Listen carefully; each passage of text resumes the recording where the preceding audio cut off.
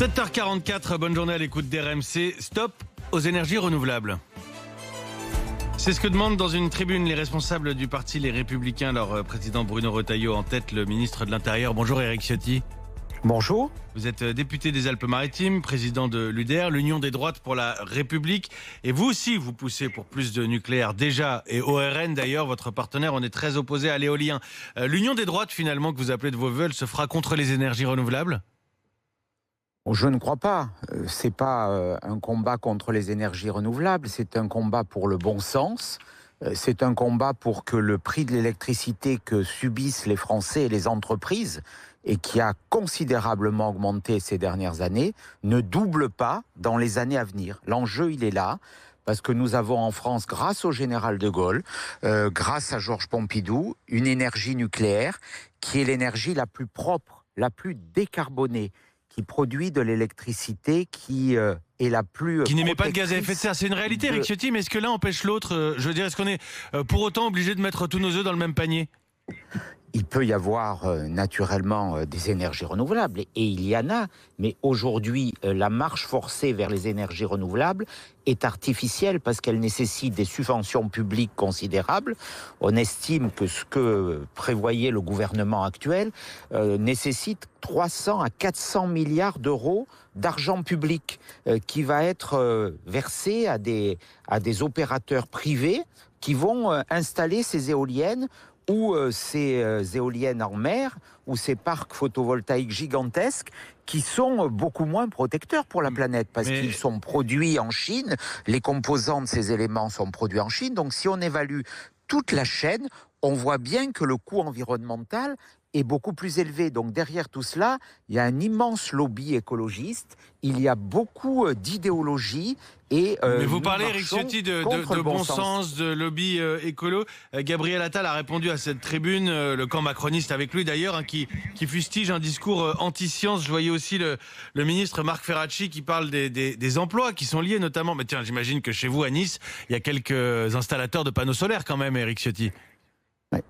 On doit être dans la logique. C'est pas parce qu'il y a des installateurs. Bien sûr, il y a des installateurs si on subventionne. Mais derrière tout cela, il y a le prix de l'électricité. Et vos auditeurs, ils mesurent, ils regardent leurs factures. Ils voient comment ils payent un boulanger aujourd'hui. Il a une facture de 8 à 10 000 euros d'électricité qui a quelquefois triplé. Donc ce sont ces erreurs qui conduisent à l'évaluation et à l'évolution extrêmement rapide du prix de l'électricité. Donc nous, ce que nous voulons, c'est préserver, c'est protéger tout à la fois la planète, et on peut le faire à moindre coût grâce à ceux qui nous ont précédés par le nucléaire, et surtout, nous voulons préserver le pouvoir d'achat. Quant à LR, la facture. Permettez-moi quand même de noter une nouvelle fois, je connais bien ce parti, je l'ai présidé, et je mesure ces incohérences. Vous avez cette tribune dont j'approuve, je dirais, l'essentiel, la philosophie, mais le vote qui a été émis par LR la semaine dernière à l'Assemblée nationale n'était pas du tout celui-là, c'était l'inverse. Ils sont incohérents pour vous, Éric Ciotti ? Mais bien sûr, il y a toujours une incohérence. Vous avez M. Copé qui est en charge du projet, qui lui est l'avocat d'une grande société qui installe des éoliennes et qui demande à un petit village de France 44 millions d'euros. Vous avez le responsable environnemental de LR qui, lui, est très favorable à tout ce que dénonce M. Retailleau. Donc, voilà, moi, ce que je regrette et ce que j'appelle de mes voeux. Je regrette l'incohérence. Il faudra faire le tri dans les différents arguments chez LR. On verra pour la suite. On peut pas mais c'est pas un marché espagnol. On peut pas faire tout et ce qu'on veut,